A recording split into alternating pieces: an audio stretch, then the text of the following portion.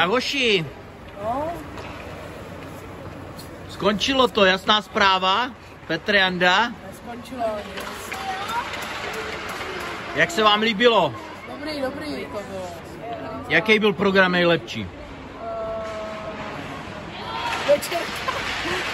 Večerka? Jasný. Večerka. Ale děk, samozřejmě. Tak jo. Tak ať se vám daří v sezóně a šťastnou cestu.